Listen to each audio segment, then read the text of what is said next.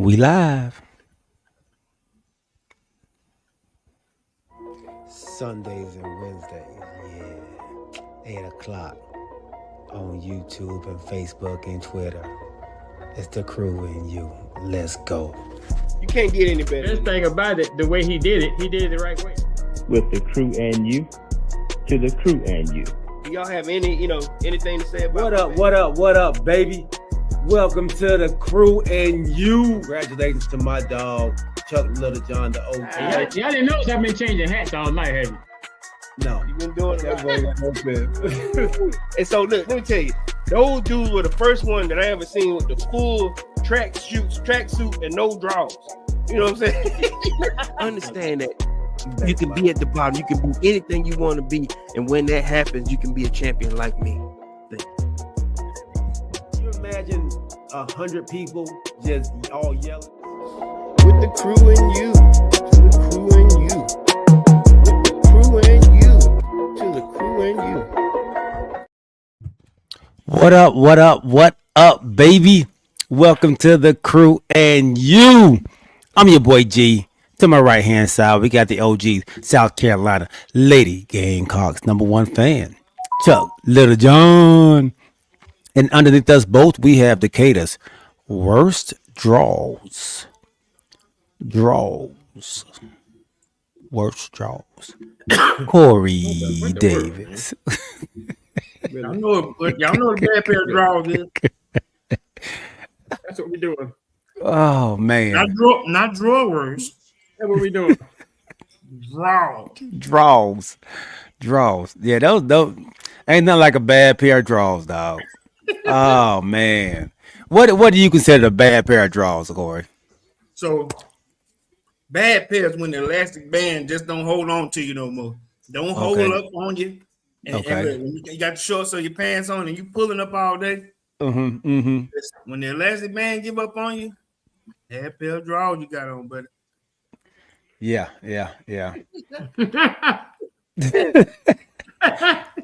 Oh look, you ever had a t-shirt whenever it get? Let me tell you something. My son, he does this, and I have to get on him all the time. When he put his deodorant on, he pull the shirt from the neck and go in and say, hey. Ooh, they going from the top. Yeah, he going from the top. I said, listen, man, I know you're young. It's as simple as possible. Just go from the bottom. Because then by the time he leaving, it's all pulled and stretched out. Hey, man, you're killing the elastic on the neck. You give him a different kind of t-shirt, he won't have that problem. What? Say what? Give him a tank top. You give him a tank top, he won't have that problem. You right about that. We're not tank top family over here, man. T-shirt. Now when they get brown, when they start to give up on it, but So you throw your shirts away when they get brown under the arms? oh yeah, Or you just cut the sleeves? cut the sleeves. And look, my wife said, what? Why you throw it away? Why you throw it away? What am I keeping it for? Ain't nobody It's your gonna under- but you. Right. No. See, y'all, both of y'all terrible. I know, right? Y'all grown with me. He said the store has more. That's my wife just said. The store has more, but what's wrong? Ain't nothing wrong with that one. First of all, by that time, I don't. If under, huh? Get you some shout and some Clorox. It'll get out of there. You can get shout, Clorox, holler, whatever. Shout and holler, but once it's done, it's done. I like Putting on too much deodorant. Putting on too much deodorant. There's no such thing.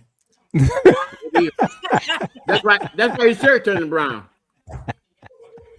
That man said use too much deodorant. No such thing. That's why his shirt turning brown. You can put on deodorant still in that. Then I'm gonna keep that going then, because I'll try a fresh new pack. I'm trying to save you some money, man. I'm trying to save you some money. I'll splurge on t-shirts. Well, what I do when they get too brown, I'll cut the sleeves off. I got a muscle shirt. So because you still want to wear it underneath, and especially when it gets hot outside, you ain't got to worry about it being too hot on your arms. Yeah. First of all, ladies and gentlemen, I have no idea who these men are that's on this panel with me. You can use it to I understand you don't want to put the brown one on when you're going out somewhere because something may happen. You don't want no brown stains. But like when I guess you wear a t-shirt when you in the yard working up under your clothes and stuff. That's the ones you want to wear. So let me tell you, my mom, especially with the company you work for. Listen, Drew, that. Yeah. But my mom always said this: you don't want to be in an accident, and they gotta cut your clothes, and they gotta cut your clothes. Hey. You hear what I just said? I say I understand not wearing it out when you're going out somewhere just in case something happens. Yeah, because your parents always tell you, make sure you got on clean underwear. Underwear. Clean underwear. Clean underwear. So, but I don't know what y'all talking about. One of you saying 2 bucks this, and one of you saying cut it to do this. Listen to me. And let me tell you, I got a terrible habit. Whenever I go out of town, you buy new. I buy new. Yeah. I buy new. Now let me ask y'all this question here. Are you a fresh out of the pack, put them on, or put them in the washing machine first? I'm fresh out the pack. I'm fresh out. I'm fresh out the pack. Look, my wife, you're supposed to watch. I'm fresh out the pack. What about you, dude? Yeah, I'm fresh out the pack. They nice and crisp when I put them on. Nice. I still got the line right here. Oh yeah. What in the folded to that? Oh yeah. I got some people. They were like, well, "You don't wash it." Look, my wife was like, "You're supposed to wash it." That's they only have a certain amount of washes in the shirts already. I'm not about to waste a wash on a clean shirt. Like I'm not about to do that. Oh, look, my wife was like, well, "Don't put that on. Right. This is ready to go. This is with the tape on it. Still I still might have some on the backside. Look." You can't stand when I do that. Yeah, I'm with you on that, bro. I am with you on that, man. All right, man. Let's welcome everybody out there on Facebook, YouTube, and Twitch, man. Thank y'all for coming to the channel. Remember, when you come to the channel, tell a friend, bring a friend, and when you come, don't come by yourself. This is episode 53, season 6, man. We got a great show for you all today. We're going to talk WNBA basketball, college women's basketball, March Madness, and who is running the leagues now, as far as watching, as far as viewership. Are we watching more women's basketball, men's college basketball, or NBA basketball? And so we want TCY's opinion on that. We want to get you all's take to see what you all are watching, and then get a reason why you're watching them things well, man. So we'll talk about that. And of course, we got to talk some NFL football too. I want to jump into Corey. I think you're the only one that has a new head coach on your squad. We have new coordinators on my squad and OG squad. But I want to know, what do you expect out of your team in this season coming up, man? All right, so we'll talk about. On top of that, if y'all want, I will double down on that, and I have a group of questions on some hypothetical trades. Ooh. And I want to see if you feel like these are BSing or this might be, legitimate. So I saw it on the website and I figured it was pretty good to see. But it just says here 5 of the best should be off-season trades. Okay. Oh, So should be. Okay. Yeah, Good. All right, man. Let's welcome my guys, James Littlejohn, Dub Fat Sack, my guy, Al Lassiter, Roddy Littlejohn. And anybody else is out there, man, remember, put your name in the chat. This is a interactive show. We do want to interact with you. So what's up to everybody out there? My homegirl, my sis, Nina, out there as well. I know you out there paying attention, listening. End of Skull, I'm sure you'll be on pretty soon. My dad, Larry Wright, and others. All right, but before we jump into anything, man, we got to give our wonderful sponsor, so Kamari A. White will understand and see that we are giving them our sponsor a big shout out. Cooking Dad Drink Reviews. Cooking Dad. Everybody drink responsible. You won't want to take the opinion of a stranger. That type of advice is just not for you, because you're at that time of the day where you don't want to waste your money, and your plan is to throw back a shot or two. You're not necessarily an alcohol person, and picking out a brand is fairly new. If you want something to go with your burger, possibly a steak, then check out Cooking Dad's Drink Reviews. Remember, drink responsibly and click that subscribe too, and go with the one the crew and you trust. Cooking Dad's Drink Reviews. Thank you, Cooking Dad Drink Reviews, for being a wonderful sponsor of our very first segment. All right, man. If y'all haven't already, hit that like button while you're out there, and also tell your friends to hit that subscribe button as well, man. We appreciate the 3 new subscribers we got over this past week. Thank y'all for coming in, and welcome to the TC4Y family. We love it.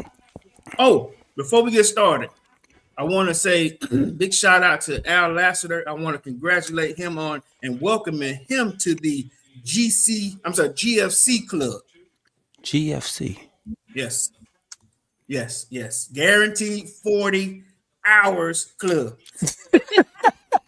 My man made full time. You know, listen. Yeah. Congratulations, man. That's huge. For sure. Man, ain't no sending me home no more, buddy. Right. You give me my 8. Give me my 8.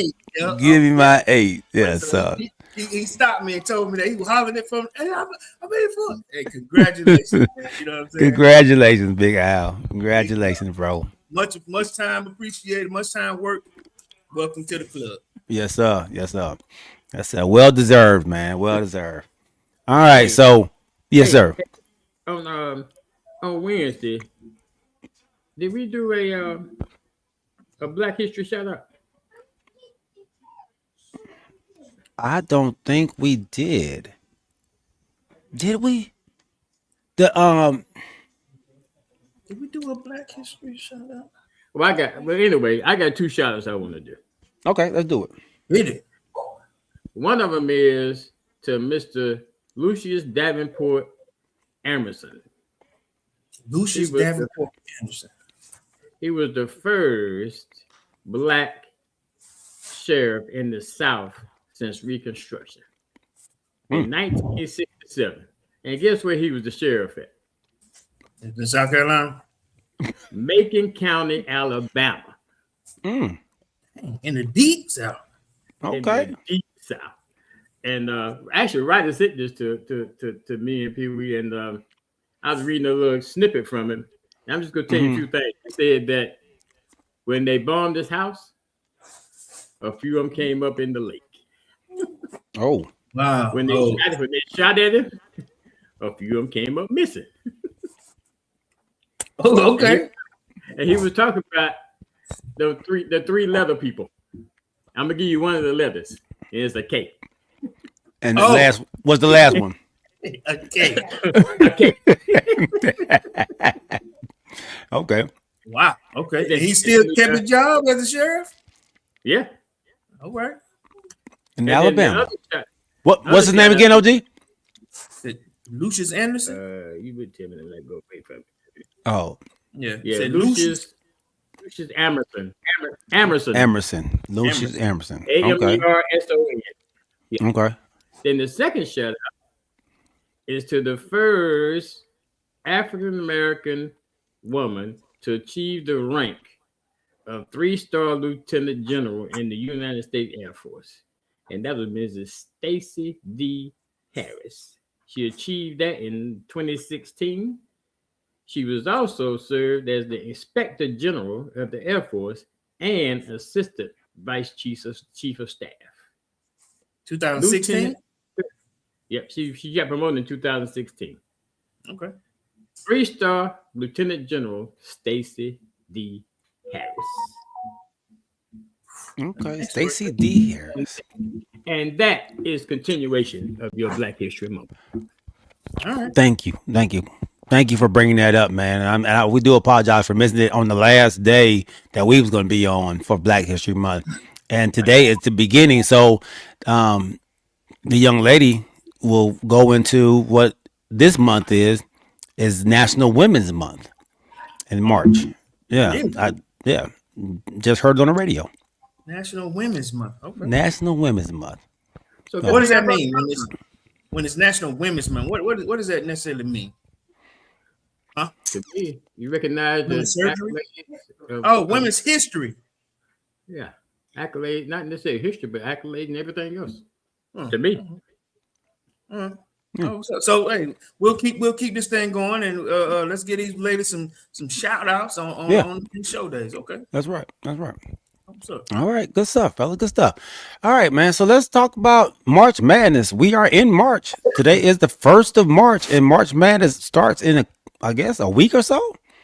Well, the beginning of it, not really March Madness, but you have the For the men, SEC tournament.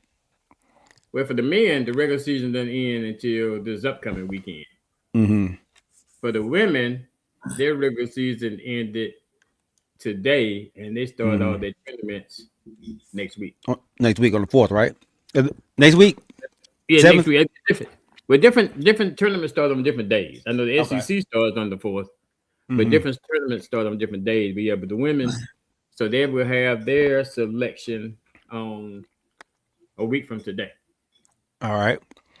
So OG, in college women's basketball, who was number one? Give me the top 10 teams in women's basketball. Can you look that up for me? How you know? How did I know you was gonna ask me that?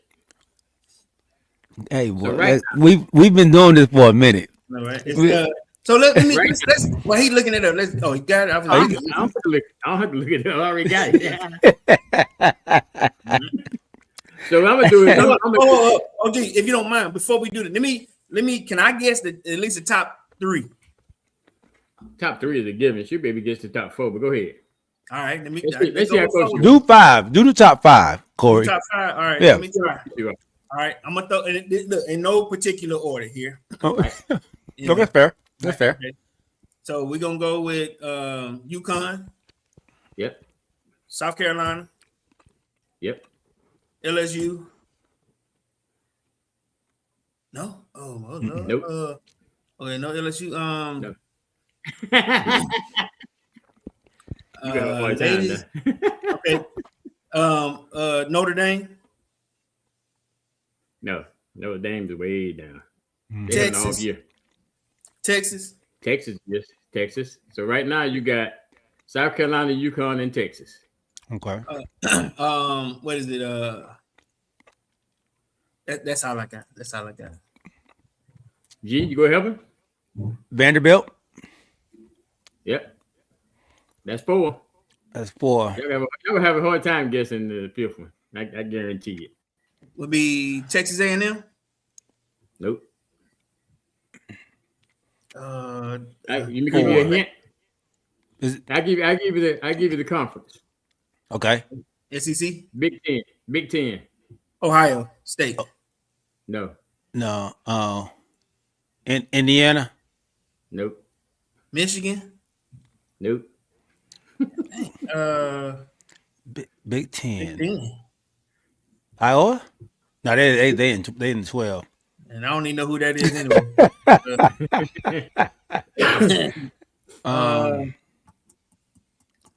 Oklahoma. Let's put this.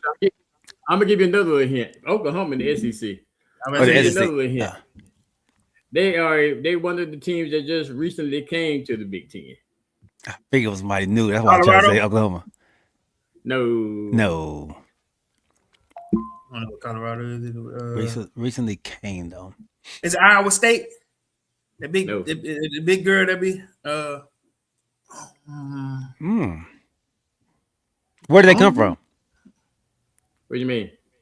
What conference? Oh, UCLA. Yep, UCLA. UCLA, okay. Yeah, the top 5 is UConn, UCLA, South Carolina, Texas, and Vanderbilt. South Carolina 3? Yeah. Okay. Where's LSU right now? 7. 7? Yeah. Okay. So at 4 wins, I know they were playing earlier today. Did they win or did they lose? Who was that? LSU was playing today. I watched them play Mississippi State, I think it was. They won. Okay. And they still they're 25-4, and they're still they're number 7. Yes, sir. You got Texas and Vanderbilt. You got better records than them, and beat them. Are there any unbeaten teams right now? No. Okay. South Carolina, how many? Take it back. UConn hadn't lost the game. UConn undefeated? Yeah. But see, wow.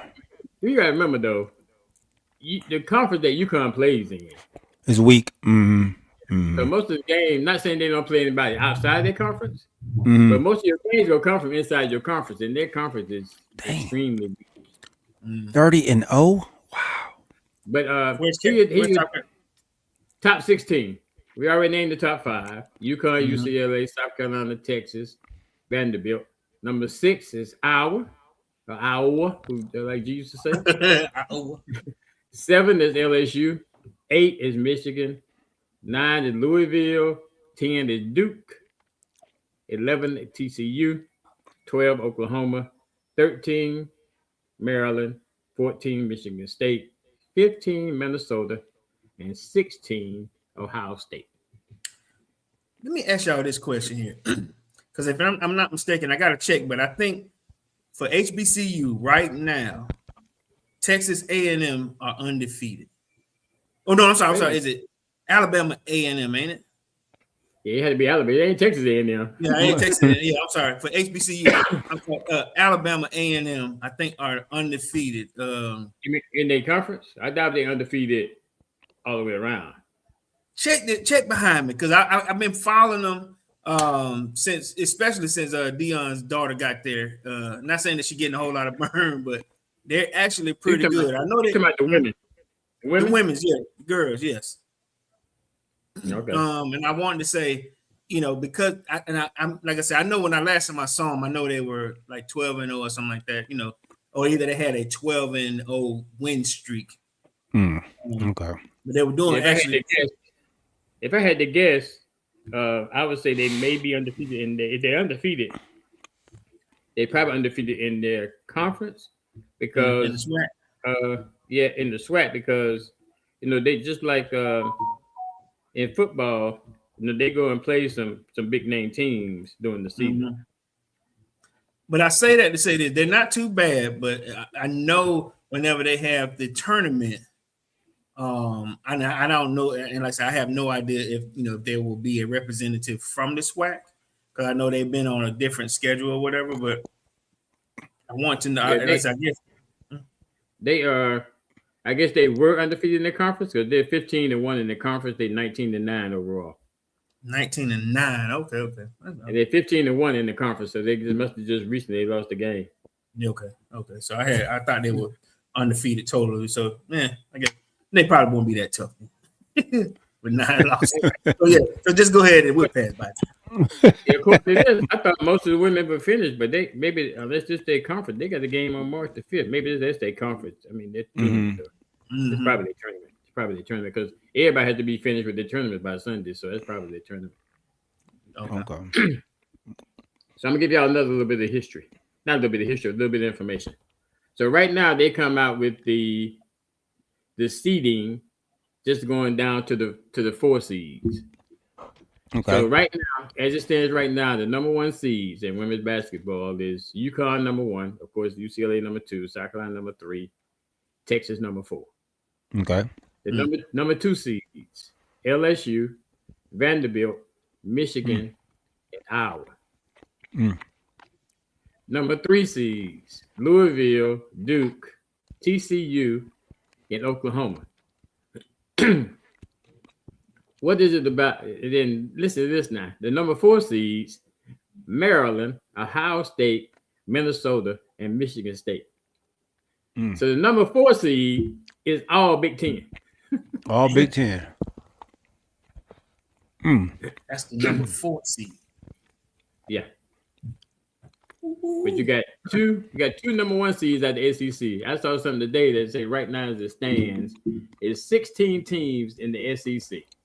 Out of them 16, 11 are predicted to get into the tournament. Wow. 11 SEC teams. Yeah. And there's going to be quite a few Big Ten teams. In Big Ten. Yeah, but 11.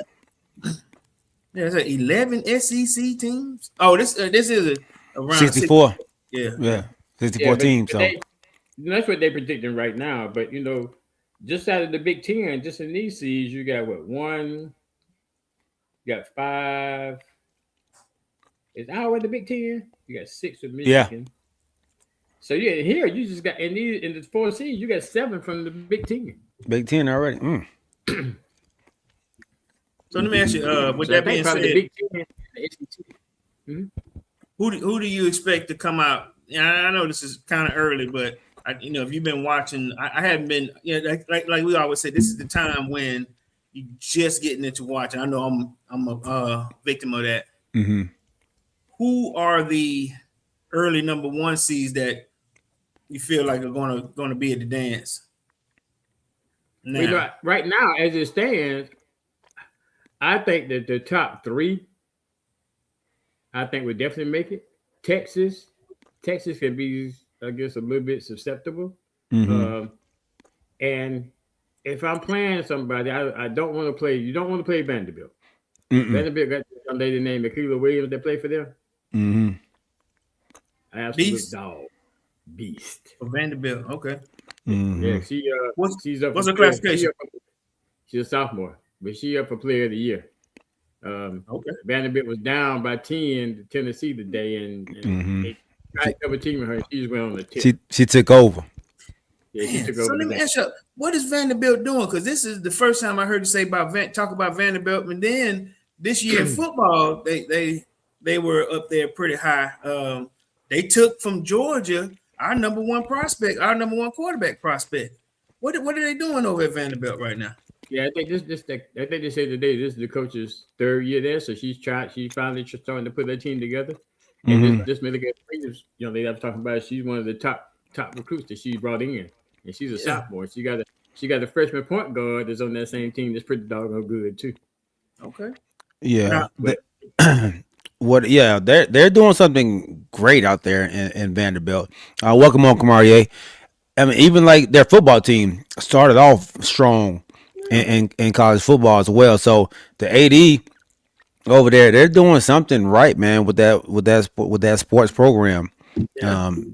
Like you said, the men were doing well at a point as well in basketball too. So in the last couple of years. So yeah, they're doing something. They're doing something right. They're on the right path over there in Vanderbilt. Okay, man. Yeah, this basketball team, they started out the season 20-0. Mm-hmm. The women did. Don't get out of here.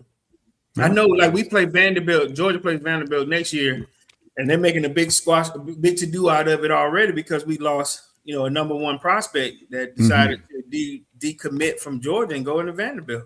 Mm-hmm. Mm-hmm. Yeah, Vanderbilt is 27-3. There you go. Yeah. Nice. Wow. And look, let me say this here too. This kid that committed to Vanderbilt, this is the first kid that the coach from Georgia, you know, this is the first time he's ever like deleted a kid from, you know, because normally they continue to watch him, like I said, if you're not happy, you can always come back. We delete them, you know. But because he decommitted. I think they said he probably lied or something, but whatever it is, you know how. But it happens. But this is the first time that we ever had a situation where they're like, I'm cutting ties with it. You know? Oh, he decommitted. Yeah. Oh wow. That's what yeah. So look, huh? Y'all take the right defense today, huh? I don't know, but it was only for $100,000. You know what I'm saying? You know, that was the difference that they paid an additional $100,000 to get him there, and he left. OG, let me ask you something about the women's basketball. And so we all know March Madness time, women's basketball is normally, like you said, that top 4 teams, you normally see them in the Final Four. Could this year be different with as many teams that are out there that are really good? Could this be different? I mean, yeah, it could be different. You could see some slip up if like you said, there's so many teams out there that's a lot better this year in the different conferences that, you know, if one of them top 4 don't come out there on their A game, I mean, they could slip up. And I think if they slip up, it would be after they actually go to the region, because I think for the first when they play in the women's, I think the first couple rounds, the higher seeds actually play at home. They don't actually go to the site for the tournament, I think, until the 3rd round. Okay. So Sacramento actually played 2 games in Columbia. I guess a 16 and then maybe I guess an 8 and 9 in Columbia. and then they would go to the site of the actual tournament. That's the way the women do it. Okay. And then like for the men have 4 different sites. The women only have 2 sites. So the way they have it right now, with UConn and South Carolina will go to the same site. Okay. And then UCLA and Texas will go to the same site. Okay. But they won't have a potential playing each other until they get to the Final Four. The Final Four. Okay. Because technically they be the same site, but they will be in different Right. regions. Right. Okay. Into the Final Four. Mito Chandrisha, welcome on, and thank you for watching. Just murdered that name. Did I? Mitochondria. What is it? Mitochondria? Like I guess it's mitochondria, but I thought it was mitochondria, and then I had to kind of look, but I guess it's mitochondria. Help me if I'm wrong. Mitochondria. And I'm sorry if I'm butchering your name, but she said the SEC is going crazy on the women's side. Anything can happen, and so yeah, I think this is going to be exciting. So, what do y'all attribute that to this year? You know, for so many years, it's just been the SEC or the top 4 teams. What has added to the change in these teams getting better overnight almost? I mean, we can always say recruiting, but it's gonna be the portal. Teams are finding that golden star. And then the portal, this taking them to the next level.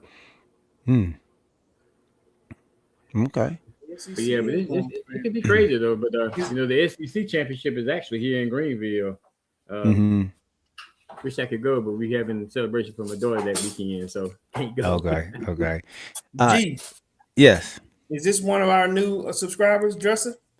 I don't know if she is, but if she isn't, go ahead and hit that subscribe button. And if you are, welcome to the CCY family. But yeah, I'm curious to know, what's the NIL looking like? We always hear about it on the men's side. We don't really hear about it on the women's side. Is NIL really that big of a factor on the women's side of college sports? I think it is. I think the top athletes do get a lot of NIL money. I hadn't done any research on that, but I'm sure they do, especially the top athletes. Kamaria says players aren't looking for the limelight; they going where their deals are. So he's saying the NIL money. I wonder. I would love to talk to your niece again. Yeah. So Yeah. Oh, meaning that's why Vanderbilt is having. I wonder what it is, because all these teams, like I said, it's normally just South Carolina, LSU, UConn, and Texas was in there at one point. But now name brand, big names, and now you're seeing a variety, which is good. I love it. I love the fact that we're going into the March Madness not really knowing, if these top seeds are going to really make it. So I think this March Madness is going to be really, really exciting. Really, really exciting, man. So, Dresser, I want to disagree with you a little bit here. She was saying that LSU NIL athletes have the better contracts. I do feel like Fulwiler transfer had a lot to do with money over yonder. So I will let OG tend to say this, and I'm getting it from him. I'm not saying it was about money, because at the same time, she was at the pinnacle of a basketball team. And I'll be straight with you. We talked about this last season when we had when Coach was getting on her butt. I think it was more about the discipline rather than the money. You don't leave number 1 to go to number 7 and hope for better things. Like I said, I know that we watched her play last year and we saw a difference in coaching. You got one coach that said, let's just go out there and do what you want to do. And another coach that say, hey, run it the way we've been practicing it. All that one-on-one stuff, it just didn't happen that way. But so I disagree with you a little bit as far as money. I think it was a little bit of pride more than anything else. Yeah, I just think that maybe I think football they thought that maybe she was going to LSU and quote unquote become a starter, but she didn't. Mm-hmm. She's still coming off the bench. I mean, at least when you were at Carolina, you was coming off the bench, but you won MVP in the SEC tournament coming off the bench at Carolina. Mm-hmm. Mm-hmm. In the same team that you went to. So I don't know if it was the money. I tend to agree with Corey that it was the discipline thing. Because I mean, when she first came there, her freshman year, and I never forget it, playing against North Carolina at North Carolina, she was not playing defense. And Dawn took out the game, put it aside, and basically told her, you know, if you don't play defense, you're not gonna play. So I don't know, you know. They say that her family has something to do with it, whatever the case may be. But if she's at LSU, and to say they're number 7 right now, and maybe she'll be a starter next year, and that FloJo is that she's leaving. So I don't know. But, welcome on Cooking Dad Drink Reviews. All I'm gonna say is congratulations to Dawn Staley. 5 consecutive SEC championships in a row. 10 overall. Going for another SEC tournament. Got a 500 victory against LSU. And and hopefully we go go and bring another trophy home. But just in case we don't, they better watch out next year, because boy, they're gonna be loaded. Y'all gonna be loaded again. Even though they're losing, the biggest, you know, one of the best point guards I think in the nation, that's Raven Hollywood. Yeah, she's graduating. I know they tried not to get real sentimental during her senior day, her and Staley, but yeah. So Mito, she says, but if she wanted to be starting, why not transfer to a program where she could have done that, like a Tennessee or a Kentucky or something of that nature, like something like that? I think because at least at LSU, she has a chance of winning. Right now, Tennessee used to be at the pinnacle, but Tennessee is not at the pinnacle anymore. And Kentucky is I guess you can kind of say right in the middle of the SEC, but they're not that dominant team. So LSU, I think, to me, she would have a better chance of leaving. I mean, getting to that pinnacle with LSU than she would with Tennessee or Kentucky. Okay, so you're saying that she wanted to go to another team that was going to compete as well, not just be a starter but compete. Okay, right. So Raven better than LeBron. Latson. Yeah, I guess Cooking Dad. I've only seen Latson play this year. I know Latson came in as the top scorer in the nation from Florida State last year to Carolina. She transferred in, but she's been hurt a lot this year. But I mean, Raven, you know, has been that dog. You know, Raven in the semifinal games against Iowa when y'all girl wanted to throw the hand to her. I mean, ever since that moment, she's taking it real personal. And of course, we know what happened the next time they played, and as well as she actually has her jump shot and her 3-point shooting. It's gotten better. This year has tremendously increased. So she has been working on her craft. So yeah, she's definitely a hard worker. She's been there since high school. Being a Georgia girl, you know, she's a hard worker, man. She's not gonna take days off. So like she's a winner. She is a winner, man. 4-time high school state champion in Georgia, man. So 4 times. Yeah, 4 times. Like this is that her trophy case is immaculate. Yeah. Because she's a 4-time. I guess she's been there 5 years, so she's a 5-time regular season SEC champion.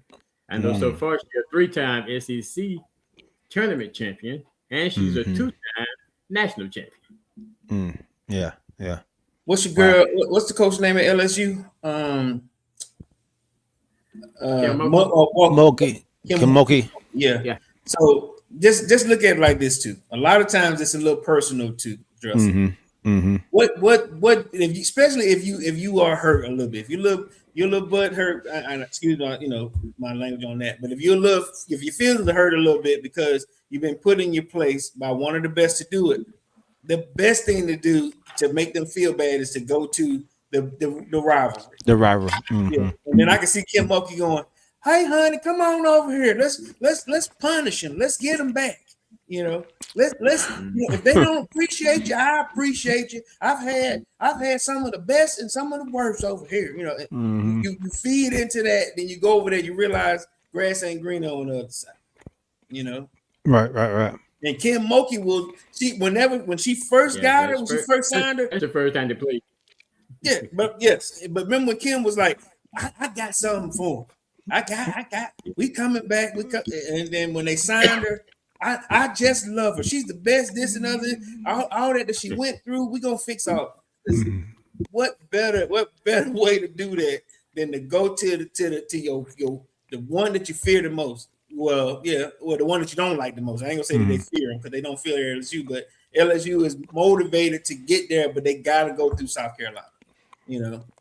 Now, and I'll say this here too. Now, Justin, when they just played them, football didn't do a thing. I hate to sound like that, but it's she deer in the head. I think she's trying too hard. She's trying too hard. Yeah, definitely trying too hard, man. Hey, man, great first segment, fellas. I would say this right quick. The only thing I want to say about that is, but you know what Kim Mulkey is famous for in that South Carolina game? What was it? Who can guard Tessa? And with that being said, who can guard Cooking Dad Drink Reviews? Nobody. Cooking Dad Drink Reviews. Here we go. Cooking Dad. You know, everybody drink responsible. You won't want to take the opinion of a stranger. That type of advice is just not for you, because you're at that time of the day where you don't want to waste your money, and your plan is to throw back a shot or two. You're not necessarily an alcohol person, and picking out a brand is fairly new. If you want something to go with your burger, possibly a steak, then check out Cooking Dad's Drink Reviews. Remember, drink responsibly and click that subscribe too, and go with the one the crew and you trust. Cooking Dad's Drink Reviews. Thank you, Cooking Dad Drink Reviews, for being a wonderful sponsor of our first and second segment. All right, man. So make sure y'all go out there and hit that subscribe button too as well. If y'all haven't subscribed to Cooking Dad Drink Reviews, go ahead and do so right now. I will allow y'all just to step off for a quick second, man. Hit that like button, hit that subscribe button, and come on back to the crew and you. All right. So, who can guard Cooking Dads? That's right. Can't nobody guard that man. That man put that apron on his own and popping. All right. So, OG, you have a little segment for us, man, before our last and final segment. And we're going to talk a little bit about which league is playing or you want to watch more nowadays, man. So go ahead, man. I'll let you take the floor, bro. I guess the question is, which league do you watch the most and why? Would it be the NBA? Or would it be college basketball, men/women?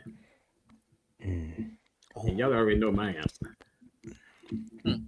My answer is college basketball. And why do I like college basketball? Because to me, college basketball is a lot more exciting to me.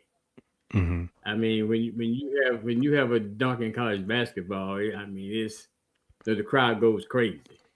NBA, I mean, it happens too often, unless it's just something astronomical.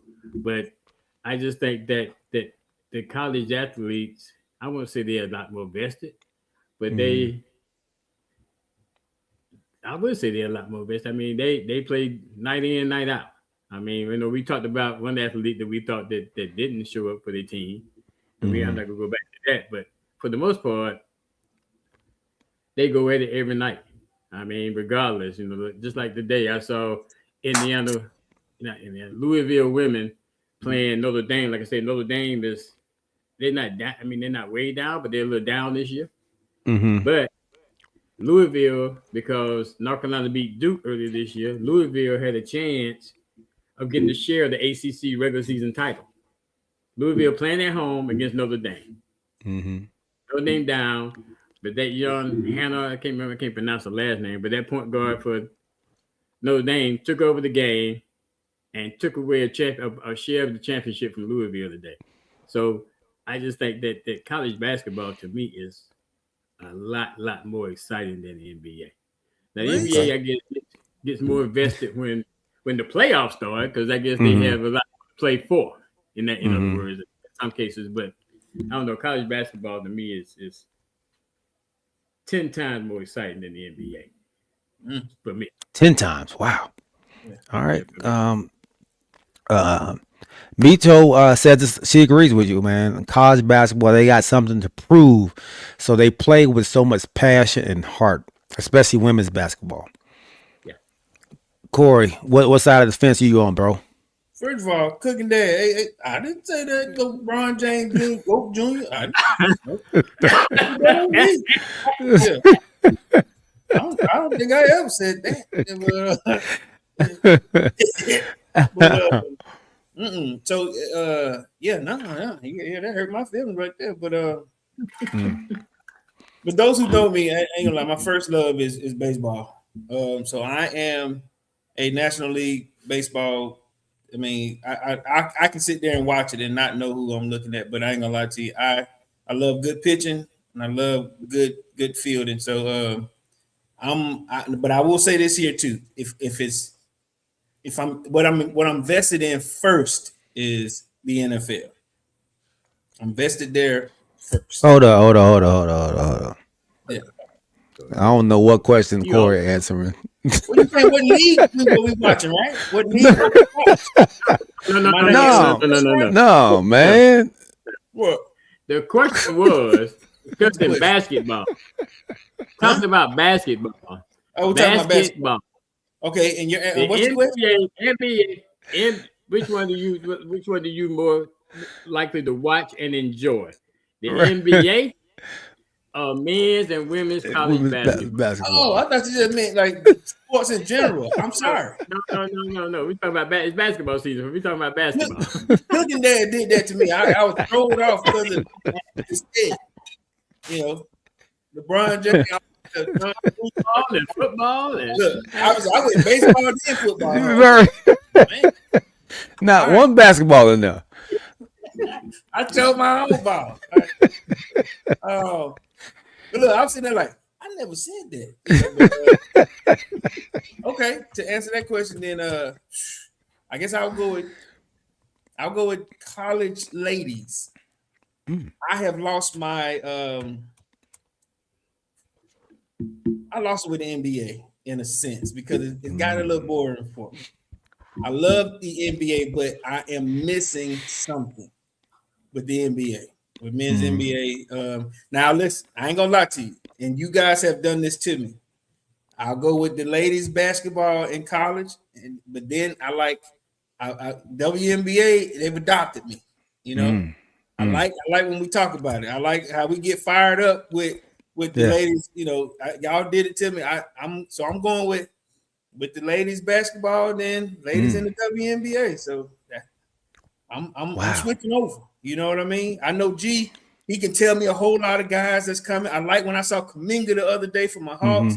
He fired up, but it's a whole lot of mess going on in the NBA. I hope that the WNBA figures it out fast. But just like how we started the show talking about WNBA, and I'm contributing. Yeah, you see what I'm saying? So I'm becoming a ladies fan right now. Temporarily, ladies got me.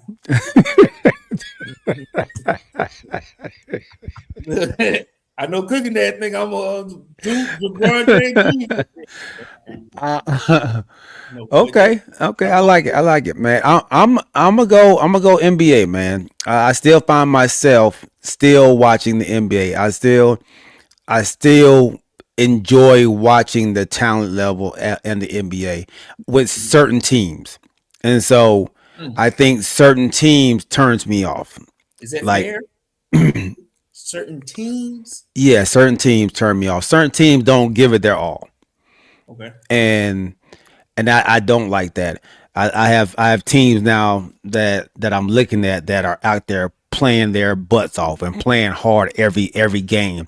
I like the New York Knicks, the Detroit Pistons, the San Antonio Spurs. They're out there giving everything they have every time they touch the court. So I can appreciate that. The Houston Rockets are another team that goes out there and they give their all.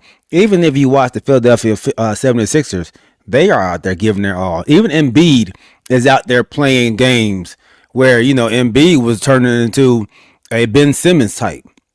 And he's actually out there playing. So I like seeing them Orlando Magic.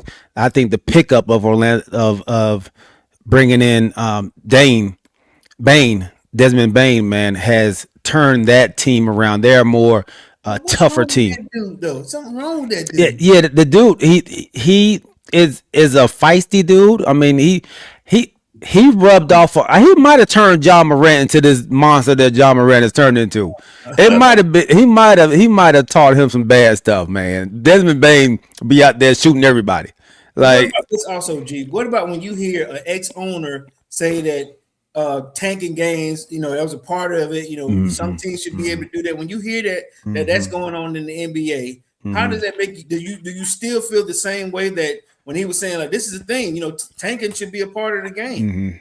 I think it's horrible. I think he's doing the fans a disservice, and I think in our conversation about that on that day was he is so disconnected from the fans that he actually believes that as the owner. Like he actually believes that the fans don't care about winning. And you still say that even with that the NBA is better. More I still enjoy watching the NBA more. I think I love to see great teams competing, man. And when you get those games, like we just had the Spurs in Detroit the other night, we just had Minnesota. Minnesota's another team that goes out there and they play their butts off. They play hard as a mug. So when they played Denver today, man, and it was a barn burner. So I love these games. I love that. I don't like seeing the Lakers no more. I just can't. My Hawks, they disappoint me so much, man. I know we got a new guy over there that is turning. LA's turning around, but y'all got to think. We played the Washington Wizards twice, and we played the Portland Trailblazers. Those teams right there is the teams you was talking about trying to tank. Both of those teams are trying to tank. So yeah, we're looking good against them, but we're just a team that don't know where we're going, man. We're a ship without a sail. We're just out there. So, but women's basketball, I enjoy it.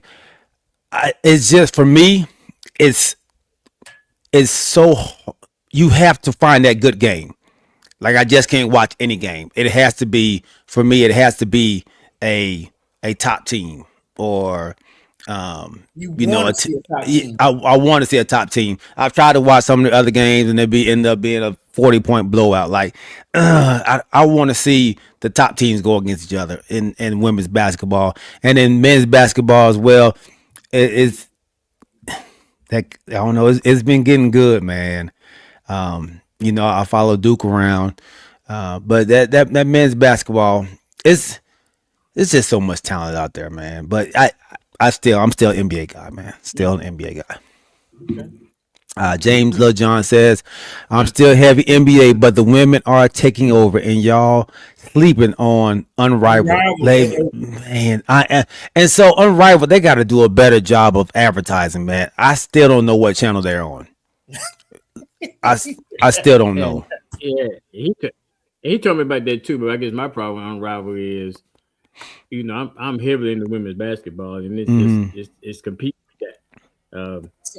So that's why I'm guilty of really not tuning in to Unrivaled, because they're competing right now with the prime time of college basketball. College basketball, yeah, that's true. So it's kind of hard for me. It's kind of hard for me to break away from college basketball because, as y'all know, I'm a big time women's basketball fan. So. Yeah. So when I catch Unrivaled, it's always it's a retread on it. They show it later on, and I ain't gonna lie, I get off late on work, but then I'll catch the Unrivaled games later on. Okay. It gives me the opportunity to see my Cordoza, my the Angel Reeses that on those small teams or whatever, and you'll see it. And it to me, it's a lot scrappier. They are very, very scrappy in that, man. It's very competitive.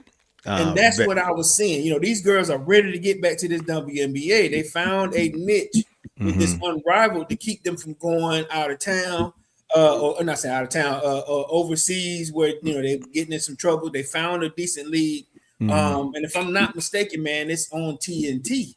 And I know TNT kind of, huh? Yeah, James Legend said TNT and True TV. Yeah, exactly. So it's I remember TNT used to be hot, but now I think they've kind of fallen off in terms of the network. But you can catch it there. Yeah. And like I was saying before, I'm watching a few of these girls that are ready to try to get back to it, and they needed this Unrivaled because if they don't get the contract fixed, soon, they needed something to do during the summer or during this off season or whatever. And some players you don't see, but like I was saying, all I saw was this is getting ready to set it up for the regular season. When I saw the scrappiness and all that stuff, so I was like, oh man, when they fix this thing with the WNBA, these girls gonna take a lot of this stuff, to the regular season. So yeah, I like Unrivaled. I did. What days do they play on? Like a Tuesday or Thursday, rainy Wednesday. Depending on the weather. Look, and I ain't gonna lie to you. When you look at the game, the stadiums be kind of dark. It's like they play. It's like they play in a club. It's always dark. It's like when I was watching, I was like, "What are they doing?" But you are so right. It's not like what's a kind of dark stadium or whatever. Yeah. And, and you hear it, and then I ain't gonna lie to you. Like on True TV, there's no commercials. It just it might be like 2 commercials, straight basketball. So it's a little different. It gives you that same feeling of Ice Cube's 3-on-3. Yeah, Okay. The big 3. Okay. Has a little drama in it, Yeah. Mito says, but also I do believe we are seeing a generationally great batch of ball players amongst the women right now. So let me ask you this, and we talked about this maybe like late last year. Juju Watkins, is she being lost in all of this great talent that we're seeing now? Because how we were saying, like, man, she should be the next one up, but then this injury came, and now we don't hear about Juju anymore. I got a question for y'all. Okay.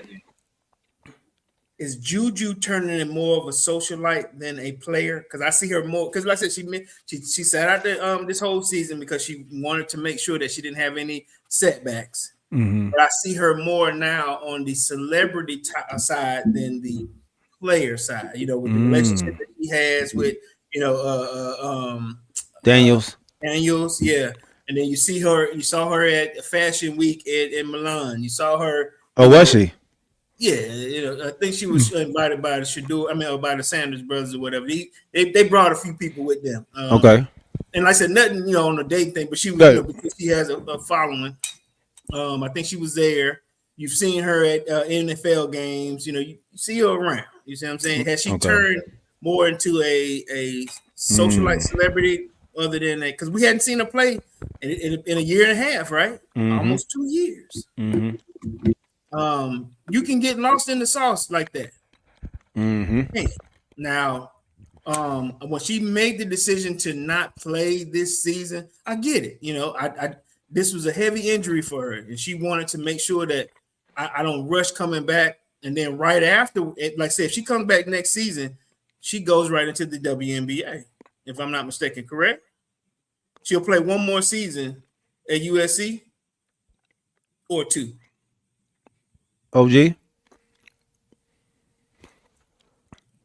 Don't meet yourself, OG. So women have to have 4 years in college. 4 years, okay. Yeah, so they can injury injury or not, doesn't matter. Well, she can have an injury, so I think this is her I can't remember. This probably her junior year, so she would still have to play next year before she can come to the WNBA.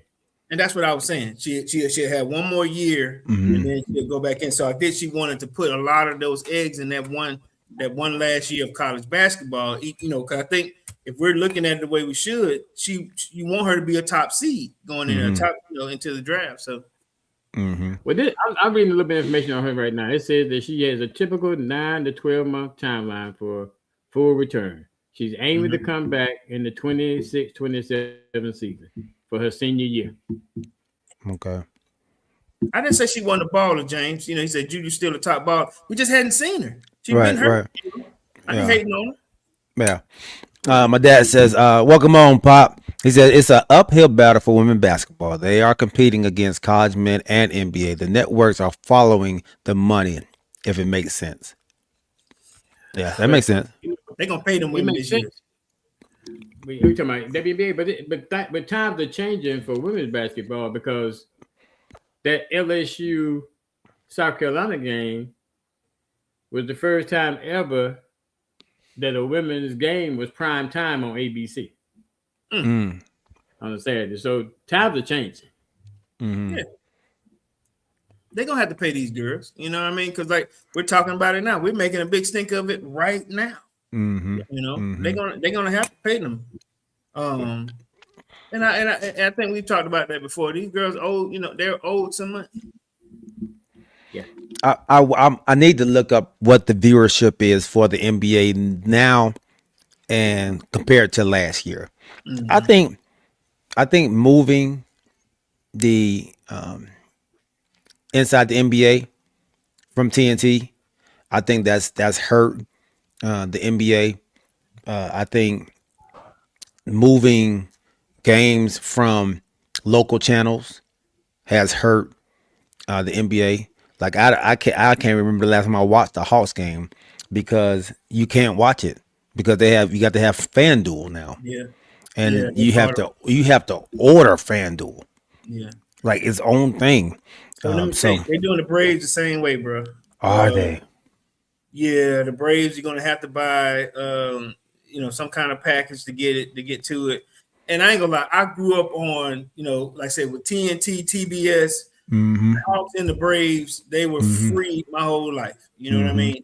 And now you gotta, like you just said, buy some kind of package just to see them play ball. The Liberty, what is it? The Liberty Investment Group or whatever that bought the Braves, and also I think the Hawks, their group. They've decided to do this. When you allow FanDuel to buy the rights to viewership, it's like you want to either force them to bet on it or either force them to try to buy to watch, and it's going to be real difficult for fans to enjoy them from home. Yeah, and the NBA, allowing Prime, to get them as well. Although it's not bad watching it on Prime, but people don't want to go from one channel and then switch over to another network. I mean, they don't mind switching channels, but they don't want to switch the whole. I don't want to leave my whole thing Xfinity and then go over to Prime. What about Peacock? Like when on Thursday night, they think Thursday night is Peacock, Monday night is Prime. Right. So you got all these different. So you gotta have multiple streaming services to watch these things. Like a lot of people don't have Peacock, and a lot of people don't have Prime. Like so I think the NBA is doing the NBA fans a disservice by putting it all over the place. And I think eventually, and I think it's gonna affect in the long run the viewership. And that's why I want to know what the viewership is now compared to what it was last year. Y'all gonna be surprised. Okay. Right now, it said as for late February 2026, the NBA experienced a major surge in viewership with the 2025-2026 season on a pace to be the most watched in 15 years. What does that mean? Like on regular network or people buying? Driven by new media right deals. No, listen. It says driven by new media right deals that shifted more games to broadcast television, NBC, and streaming Amazon Prime. The league is seeing a significant double-digit increase over previous years. You think it's because a lot of people got Amazon Prime or something? Or? It said, here, give you a little bit more information. Games across all platforms are averaging approximately 1.85 to 2.02 million viewers as of early 2026. Say the All-Star game. Say the All-Star game. It said this is representing an 18 to 19% increase compared to the same period last year. The All-Star game this year? No. I'm about to tell you about the All-Star game. The All-Star. No, that's just regular season I just talked about. I thought okay. Well, which one asked me? I thought you said the All-Star game. Okay. Go ahead. The All-Star game averaged 8.8 million viewers, the largest audience since 2011. It was an 87% increase over the 2025 All-Star game. I find that so good. I don't know, man. Like, yeah, are they lying? Are they lying on these numbers? I don't know. I'm just telling you what I see right here. It said opening night, Thunders versus Rockets averaged 5.85 million viewers, the highest in 15 years. Why? What? Yeah, why? That's not why? I don't know, man. Champ versus Durant. Amazon Prime. No, so Pop. Amazon, it does come with it, but you still gotta have an account. You gotta pay for it. Like, yeah, you gotta pay for it. Yeah, it comes on your TV, but you still gotta pay for that account as well.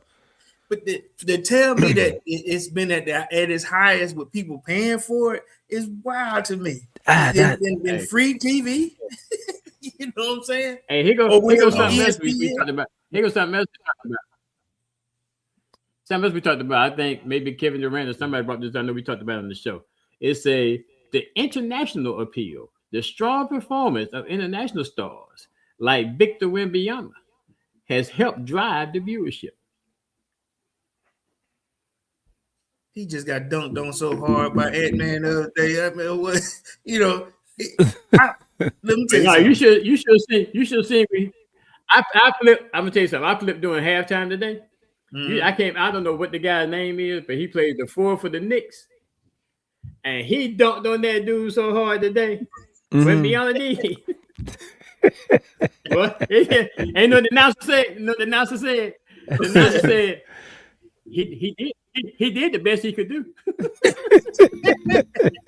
And that's what I'm saying. I think they figured Wembanyama out. They've been beating that dude up too. They've been beating him up. He got to gain some weight, but me and G were wrong about him on his freshman season. Right? His rookie season, we were wrong about him. He's still a good player. Can you say that again? Can you say that again? I said we were wrong about his freshman, his rookie season, but in NBA form, who was right? Who was right though? Who was right? Oh my God! Who was right? You have to do that. You were right, OG. But in the long scheme of things, the NBA has figured that dude out. They've been doubling him up, beating him up. Yeah, you can't. Look, my dad said, I don't pay for it. I don't pay for Amazon. look, James, I need to talk to you, Mr. Larry. He said, maybe. Let me ask my wife. Hold on. He paying for it, but he ain't paying for it. I need to holler at you. Hey, I ain't gonna lie. I wasn't paying for Peacock. Tanisha got it. I was like, I was like, man, I can't watch the game. You know, I'm at work. I can't watch the game. She go, you can, Corey. We got Peacock. I said, I ain't got that. She goes, yes, you did. You were complaining about it because you were the only one that had it. Now I had it. I was like, oh, okay. Because I think we were getting off the show. You were like, yeah, I got Peacock, man. You know, you go watch the game, whatever. Yeah. And I couldn't watch it. So she was looking at me like, I can't sit here and watch him not be able to watch another Thursday night game with attitude. So now we got Peacock. And the crazy part is you buy it, and I'm only watching it for 8 Thursdays. For that one game. Yeah, yeah. And so when the reason we had Peacock because the Office was on Peacock. So so when the Office went off of regular TV, we had to go to Peacock. Well, that is something that we watch in our house religiously, man. So we was not leaving the Office, man. So that's why we got Peacock for my wife, man. So, but yeah, man, I Pop, I think Amazon, like you probably don't even realize y'all got Amazon, like you get all them Amazon packages, Pop. You pay for Amazon. You got that Prime. You just don't know it, Pop. It's okay. You got it. You got it. All right, man. Let's go. When you order something Amazon, they say it's gonna be here the next day. You got Prime. You got Prime. You got the option to get it the next day. Yeah, you got Prime. All right, man. Let's move on to our third segment, man. Before we do, let's give one of our sponsors a big shout out. Cooking Dad Drink Reviews. Cooking Dad. Everybody drink responsible. You won't want to take the opinion of a stranger. That type of advice is just not for you, because you're at that time of the day where you don't want to waste your money, and your plan is to throw back a shot or two. You're not necessarily an alcohol person, and picking out a brand is fairly new. If you want something to go with your burger, possibly a steak, then check out Cooking Dad's Drink Reviews. Remember, drink responsibly and click that subscribe too, and go with the one the crew and you trust. Cooking Dad's Drink Reviews. Thank you, Cooking Dad Drink Reviews, for being one of the sponsor of all of our segments. All right, man. Last segment, we'll talk. My dad said I forgot I had to talk to James. We had it for Fresh Prince. Kamari's at Peacock for Fresh Prince. Fresh Prince. Fresh Prince. You gotta watch Fresh Prince, dog.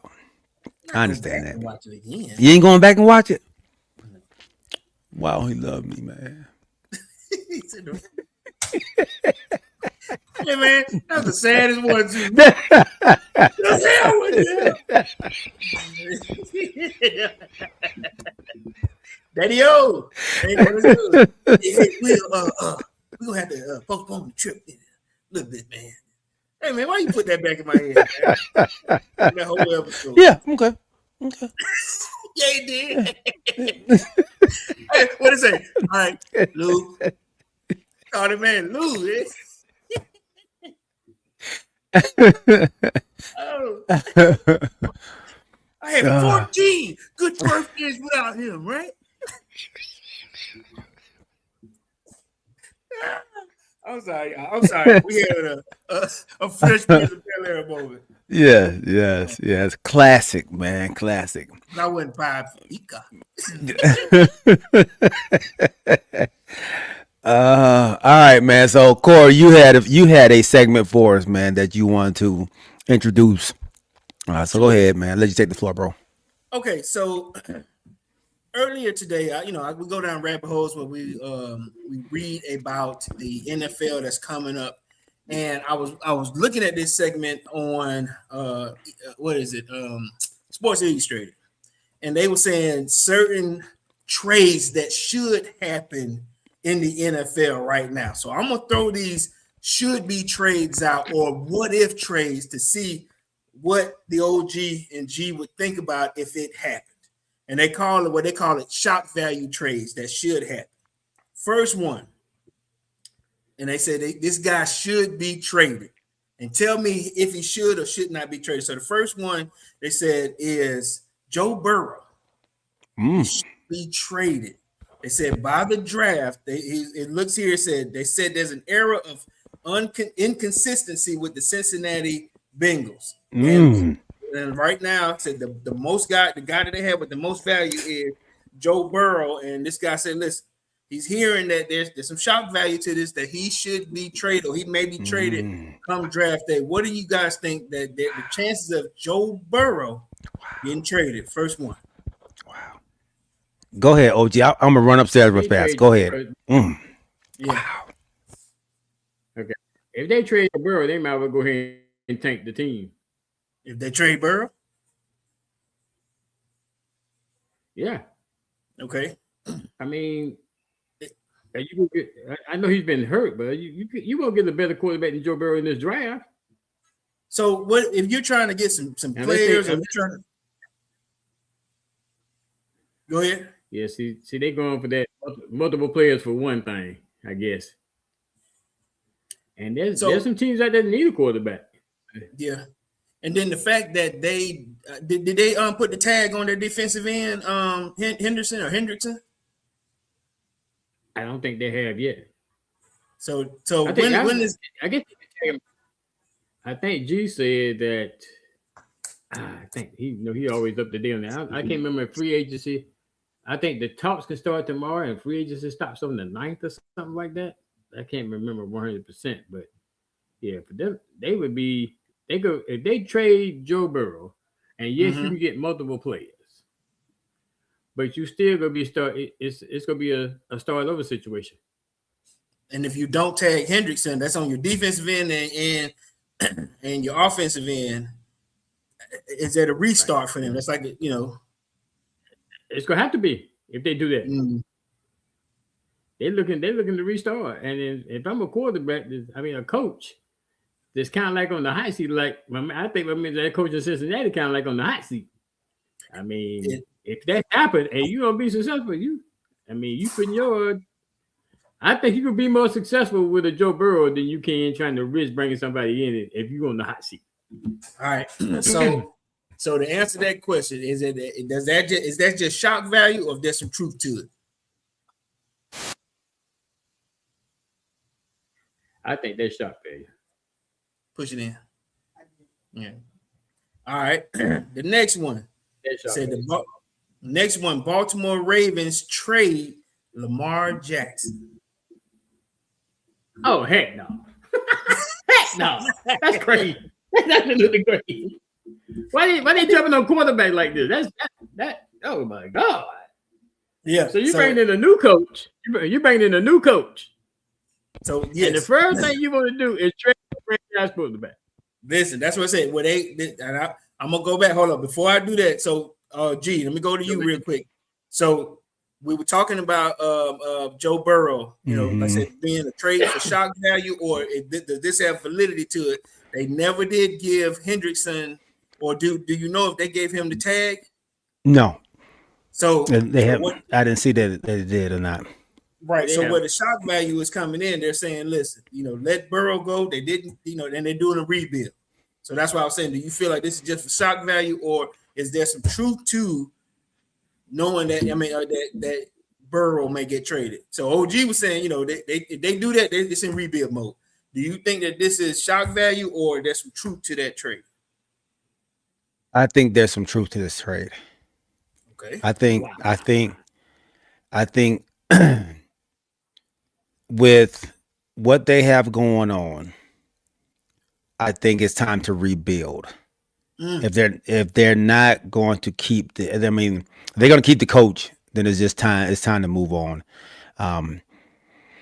They don't have enough money to go around to get enough help for them to be a contender. Unfortunately, man, they don't seem to care enough about getting him an offensive line to keep him upright. And of course, they paid their receivers, but with your quarterback always being hurt because you ain't don't give him an offensive line, and then of course now you don't give him a running back either. Like there is no help over there, and then you got a defense that's giving up everything. Where you got to always keep your offense on the field. They got to score a bunch of points, kind of like our Cowboys did. Like you got to score all the time just to try to stay in the game. Okay. So yeah, I think this is legit, man. And why not go now where this is not a bad quarterback draft? You can probably get you a quarterback now in this draft, and you will get some maybe 2 first-round picks for a Joe Burrow. Not maybe, you will get you 2 first-round picks for a Joe Burrow, and you can rebuild that team. But I guess the thing I said was, to me, the Cincinnati coach is on the hot seat. And I think you got a better chance of not being on the hot seat with Joe Burrow than you do by trading Joe Burrow and go get you 2 first round picks that he might not even be around there to be able to do anything with because he gonna be gone. All right. Look, well, we ain't gonna keep the debate going for this. I want to hear what G said about this one. Okay, so the next one they said here on a trade block, possibly, like I said, shock value or their truth to it. The Baltimore Ravens trade Lamar Jackson. Said the Jackson era is now in 8 years, is 8 years old, and the Ravens appear to be headed in the wrong direction with losing the coach, dropping players, and the AFC Championship has only one visit in tenure. You trade Lamar Jackson at the draft for more players, rebuild. Is this shock value or there's truth to Lamar Jackson being traded? This is truth. God. Are you This is truth. You see this as truth? This is truth. All right, you go first then. So Go ahead. Lamar has been there, but there's only so much you can do and build around Lamar Jackson because of the way he plays. So you have a new coach. You're starting over. Why not start over with somebody that the coach actually wants? The coach actually wants to coach. And so get him a quarterback in there that he desires to run with. We all know the talent that Lamar Jackson is, but it's hard to build around that type of talent.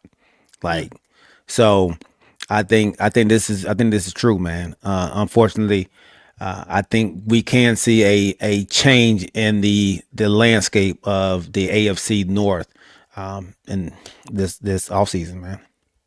OG.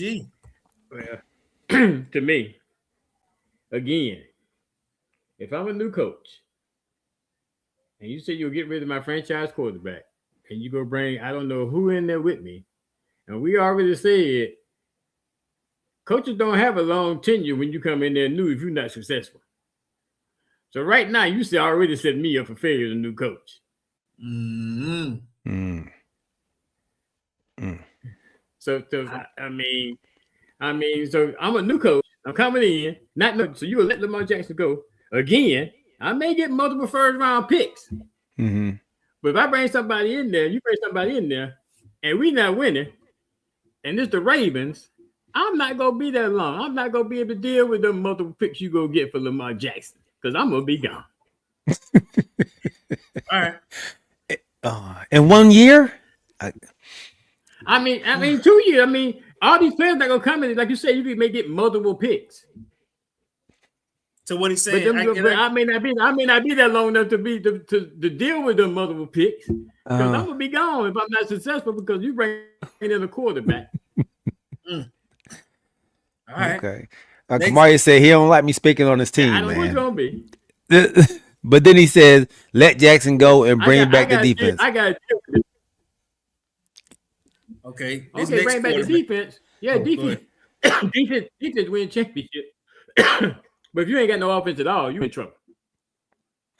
They had the same type of offense with Tyler Huntley though. Okay, right. Okay, go ahead and depend on Tyler Huntley to play the whole season for you. Go ahead and do that. So you're a head coach. You want Tyler Huntley to be your quarterback versus Lamar Jackson. Not Tyler Huntley, but you're gonna pick somebody in the draft with you give Lamar you getting 2 first round picks, right? Gee, yes. You say yourself that a quarterback that you draft, chances are they're not gonna start. If they do start, they're not gonna really be successful. So you gotta give them some years to get right. But if you have a defense, but if you win, you're not gonna have. Right, but if you have a defense, a strong defense like Baltimore probably will have, and you have a running game with Derrick Henry back there, you might have some success in that, dog. Gee, if I'm playing Baltimore Ravens, I got a quarterback that I know ain't no good. I'm gonna load the line. I'm gonna stop Derrick Henry. I'm gonna make that quarterback beat me passing the ball. He ain't gonna be able to do it. You remember what not Tim Tebow? What's the guy in Bo Nix? Remember what Bo Nix did in his first year? I'm not. Gee, you the main one. The main one. Okay. We're talking about quarterbacks coming out and not being look. good the first year round, the second year round. You the main one. All right, look. All right. Well, I got both of y'all side. All right, look. I got two more. Okay. All right, next one. Shock value or truth. All right. This quarterback here says bombed when it mattered for most the otherwise a great team in 2025. All right. It says here he peaked early and he kind of fizzled out. Kenny Stroud. The Texans. CJ Stroud. Should the Texans trade CJ Stroud? CJ Stroud, yes. Quarterbacks. Yes, this is our quarterbacks here. It's actually 5, but I'm gonna give you one more, and then there's another one as a special one, whatever. Yeah, CJ Stroud at number 3. Shock value or should they trade CJ Stroud? And look, and I'm gonna do this here because I know one of them. I know one has already been critical, so I'm gonna start with OG this time. Yeah. Should CJ Stroud be traded? Is there some truth to it? My thing about CJ Stroud is I don't think that's true because based on the way the CJ Stroud ended the season last year, I mean, what team's gonna give up for him? That's the reason for the trade right now. You know, they saying either he fizzled out or maybe it's coaching. But it's not. I don't know what I can get for him that's gonna benefit my team. So let me ask you this then. Let me ask you this, OJ. Do you not think he's still worth a 1? Oh, I think he's still worth the 1. I mean, he showed that he has the capability. Okay, so teams probably still feel that same way, right? No. The last thing I see, the last thing I go with. No, but you just said you'll still give him a 1. I'm saying he's a 1 in Houston. I don't know if it's gonna be no 1 somewhere else. So okay, all right. And I don't know, like I'm saying, if I trade him, like I said, you would get more for Lamar Jackson and the Joe Burrow trade on the market than you would for CJ Stroud. That's what I'm saying. You never get them 2 number 1 picks for CJ Stroud. You get one number 1 pick. I don't know if you're gonna get 1. You don't know you're gonna get a 1? Oh my! I'm just saying. So he's struggling right now. He needs more tutelage. So those 2 games, those back-to-back playoff games, tainted his whole 3-year career in Houston. Well, number 1, for you can't fight for him because you always talked about him anyway. So you can't fight for him. I'm just saying. I'm trying to understand. I'm just saying as far as clout. The first 2 quarterbacks mentioned, CJ Stroud don't have the same kind of clout that those 2 have. As far as getting multiple guys and multiple picks. I think CJ can still be a number 1. It's just that he has to get that nemesis off his back the way the season ended last year. I think he still can play. He can still be the number 1 in Houston, so I don't think they're gonna trade him. Okay. So with our number 1 critic of him, I'll give my man G the floor on what do you think, shock value or this could possibly happen that he could get traded this season. He probably be 3 for 3. Let's go.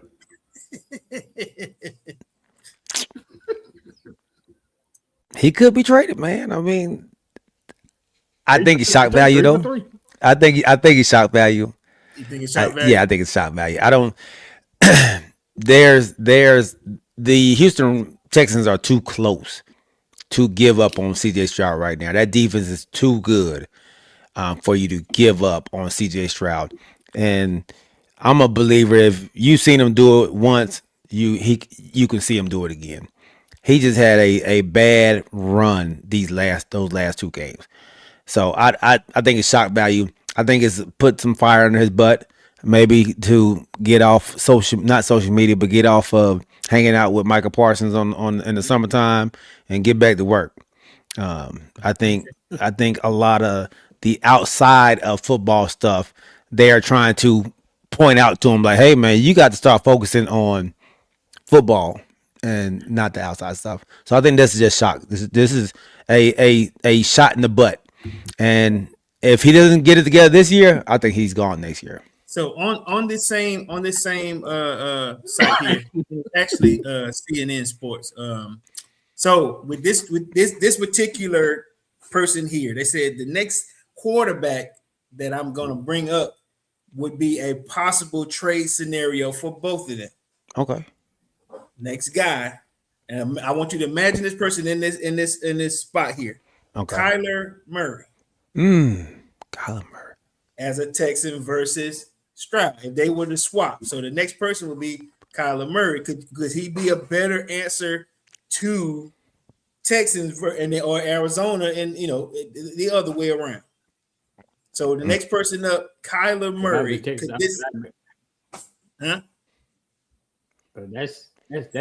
some truth to that. Okay. I think they could trade Kyler Murray, but again, I'm saying like could it be with the Texans? They no, not the Texans, but he could be traded somewhere. He a Texas boy. He could be traded somewhere, but I'm not trading for somebody that's coming off an injury. I'm not doing it. It'd be my number one. Wait a minute. Why the turn on Kyler Murray? What's going on here? Y'all was so open armed with Kyler Murray. Y'all was calling me the hater about Kyler Murray. Why? What I'm saying is the dude is coming off an injury. I'm not gonna trade my number one that I know is 100% healthy. But remember, Kyler Murray. But remember, he was healthy. They just sat him down. Remember, he was ready to come back in like week 8, and they just sat him down for the rest of the year. It's something. It's still something. So let me ask you. So why would they just sit him down? Though, it's something there. I don't. With an injury that, like I said, as of week 8, so that meant that 9 more weeks he was fine, and then he done had the whole offseason. So from what we just saw out of the Texans, if you put Kyler Murray in that same spot, let's just go from the playoffs. No. I think Arizona gets better. I think the Texans get worse. Ooh, okay. Right. I would do that trade. I would not do that trade. I don't think Kyler Murray would be better in Houston than CJ. I'm with you on that. Yeah. All right, well, they agree with that. So the last person here, James Lil John will like this one. Okay. Ooh. We already know what's happening. Is it trade Tua Tagovailoa? Do y'all feel that it's shock value for a trade or all right, so Tua gone. Look, trade cut something. He ain't gonna be there. Yeah. Oh man. So it says here that Tua could be a wonderful new addition to the Jets. So there's been some talk staggered out there that Tua could be the next Jets trade offer quarterback. Shock value. That may be true to, but I would refuse to go to the Jets. Quarterback go to the Jets to die. So Jets got a few picks. You know what I'm saying? Now, would they give out a few picks for Tua or a Tua? I don't know, but they do need a QB. And then, like you just said, if he's on the chopping block for either a trade or let go, if there's some shock value or truth to it, you saying he's obviously gone. But if they can get a trade for him, Yeah, I think that's shock value. Okay. I think no. I don't think nobody's gonna get him. I don't think so. I think in order to trade somebody, you gotta have a trade partner. And I don't think anybody's willing to give up any draft picks for a Tua, and especially not in high draft picks. But just like the other trade here with Arizona and Texas, don't necessarily have to be trade bait. I mean, it's just give me yours, you take mine, so they get a better look. Oh, you take Justin Fields and I'll take Tua type thing. Maybe, but they're just saying shock value on the trade. But you gotta want Justin Fields too. Like, I mean, yeah. So they gotta want Tua. They gotta want to it, right? So, and let's say they don't want to trade their quarterback. They want Justin Fields to be the backup or something, right? I think teams are just gonna wait for them to release Tua because they know Tua ain't gonna. They don't want Tua there. So I think they're just gonna wait to release him. So what I read was, like I said, when you go deeper into this whole, there's been the Sam Darnold effect has gotten to a lot of teams. You know, Sam Darnold effect is, listen, you put him with the right team, you can win. The right coordinator, you can win. And a lot of these teams are trying to find the next, either the coordinator that can take this next person either on a change of operation. And listen, I see some potential in this guy. I can make it happen. He could, you know. And I think and that's what. And I'm not saying that they went this far in, but that's why they were saying there's some shock value to it. If he goes to another team and shines, I don't know. But that's why I was asking. You know. But the Sam Darnold effect is that Sam Darnold has some supporting cast in his two places. He's gone. Yeah. True. Yeah. Well, you sent Tua to the Jets. And then says, so yeah. Jets is a different monster out there. I tell you, but the Jets is the quarterback. What's the word? What's a funeral? What they call it? Yeah. Cat cemetery. Yeah.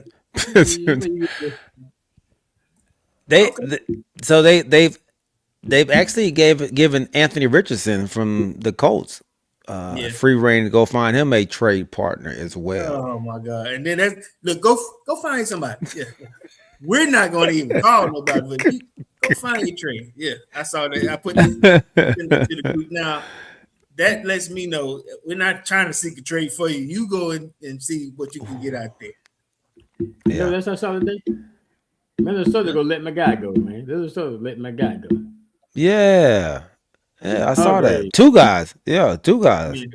Running back and Hargrave. Yeah. They said what they said was either they got to find them a trade partner or we let them go. We're not even like that. That's how disrespectful it's getting to. We're not even calling. You find somebody, we'll see what we can do. If not, we're gonna let you go. Yeah. I also heard that Trent Williams may be leaving San Francisco. Yeah. So all right, I read into that. So they said the same thing. He was like, "Look, I'm staying." You know, he said he still wants to be there. He's still the best in the game. So and I said he's still under contract. It's not a situation where they ain't paying him, but when they were talking about that on the radio, he said he wants to still be there. He still wants to be a San Francisco 49er. But if they let him go, they foolish. He'll work tomorrow. Let him go. Come on back home. Come over here with Debo. let him go. Hold up. He was with y'all, right? Yeah. He was at where was he at before he went to 49ers? I know he was with us, I think, first.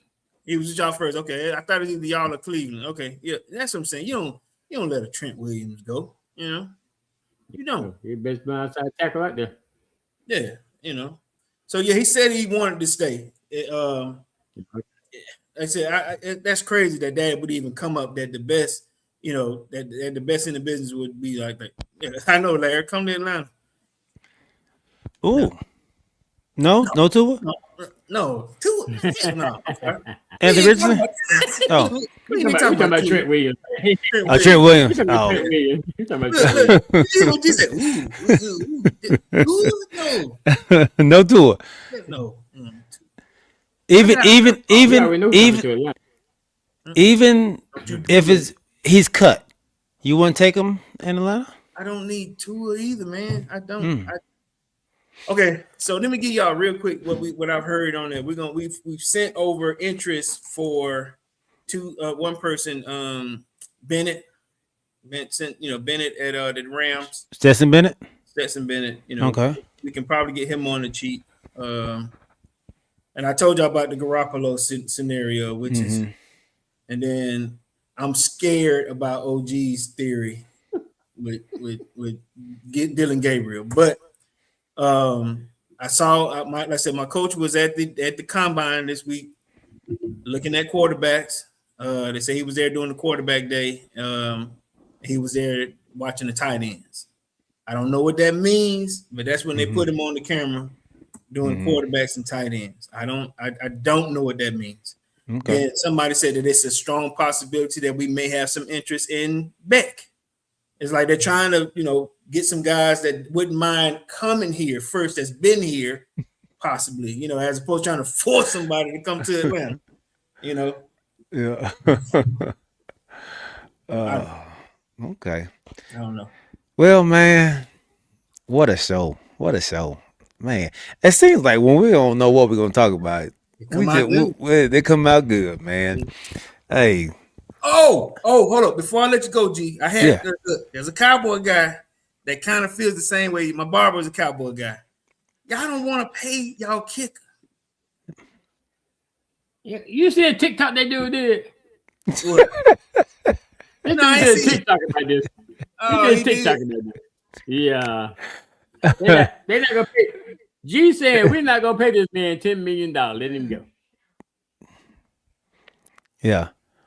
Or you had I told you we're gonna put that tag on him, right? So we did. We put the non-exclusive tag on him. So you on the kicker on Aubrey. I thought you could only use one tag. You use one franchise tag and then you use a non-exclusive tag. And that's where you use? Huh? How many non-exclusives can you use? Just one. You only got 2 tags, period. So you use. So what y'all put Pickens on? What y'all put Pickens on? The franchise tag. So you got the franchise tag and then you got the non-exclusive tag. I thought he was on the non-exclusive. Pickens. No. So what's how much is the unexclusive worth? So a second round pick. So somebody they get a second round pick. Yeah, we get a second round pick. So So if they really want him, they can go get him for a second round pick. Oh, okay. Yeah. Look, I saw this fool in the non-driving car. I mean, were you in there? Yeah. Yes. I ordered a Did you see Comfort Electric. Yeah. Comfort Electric. And they sent me something say, hey, do you want to try Waymo? And I was like, I'm not answering that. And then next thing you know, there's like, meet us up the street at 925. I was like, what do you mean 925? Where? That's not. I don't live there. What? I had to walk. So I had to put it in my phone and find out where it was. It said it was 5 minutes away. Okay. So you had to walk 5 minutes or what? So I went to walking, and then here I see the Waymo coming down my side. I was like, that's him right there. He stopped right in front of my neighborhood. They won't come in. They won't come in. Oh, there's a person driving? No, I don't know why I said he. it stopped right in front of my neighborhood. And you got in? I got in, man. Got in. Did you see it died the whole time? Look, because look, the way I normally go to my wife, because my wife's job. I bet you was a backseat driver. He been pressing the brake and everything. Look. You in the front seat or the back seat? Back seat. I'm in the back seat, looking like, what? Wait a minute, man. And so I don't know. He took me the scenic route. Or why I keep saying him? It took me the scenic route. I'm like, why are we going? It was 7 minutes away. It took us 15 minutes to get there. Wow. And then it was going 25 miles per hour. Without traffic or something, or what? I think it did. The least resistance, I guess. Were you afraid? Oh man. I was and I wasn't. Okay. So this was actually my second time. Me and my wife took it when we went to the Avon Alley theater. Alvin Ailey. Okay, Alvin Ailey. So we took it then. But yeah, man. It was a little weird. So I was like, well, let me just try to play some music to soothe me. And so I was like, let me put some gospel on, and they ain't had no gospel. They said they have hip hop and R&B. I said, let me put some hip hop and R&B. And so I was like, maybe play some R&B for me, soothing. Mad Bug came on there. F you wanna eat you, man. I was like, what is this? Who is this rapping? Like, you picking the music in the car? In the car, yeah. You get to pick. So I guess on iHeartRadio, and it's like seven channels, man. But yeah, it was, woo, man. Yeah, way more experience, man. That's what's up, man. Way more experience. I saw that. These dudes here. Episode 53 in the books, baby. Hey, man, we appreciate everybody out there rocking with us, man. My dad, Larry Wright, NF Skull, James Littlejohn, Rodney Littlejohn, Michael Wolf, my dog, Kamarie White, our newcomer, man. I hope you subscribe to the channel. I hope you're already subscribed to the channel. If you aren't, man, thank you for doing it, and hope to see you at our next show, man. And actually, put in the comment how you liked it. And what other topics you want to talk about, man? Our wonderful sponsor, Cooking Dad Drink Reviews, Mito Chandrisha, or whatever. What did you call it, Corey? I said mitochondria. Yeah, you said mitochondria. Yeah, Conchisha. Yeah. Hey, listen, if we butcher your name, either me or G, come on back and then kind of break it up and tell us how you pronounce it. How you pronounce it. Look. We hope to see you come back. I like your takes on WNBA. Come on, we need that latest touch. Yeah, absolutely. My guy Dub, Fat Sack, Al Lassiter, and anybody else that was out there, man. We appreciate you all rocking with us. We'll see y'all on Wednesday at 8:00, man. We will holla. We are out. Peace. Y'all gotta help with them names. I'm messing up Kamarie's name. Then when we were bowling, I said, "Have I been saying it wrong?" Is it right? And then that name, Buddy or Benny, what is that? Barry White. Yeah. Barry White. I said, "You just like my dad. My name's Corey. Barry White." I said, "You got that red."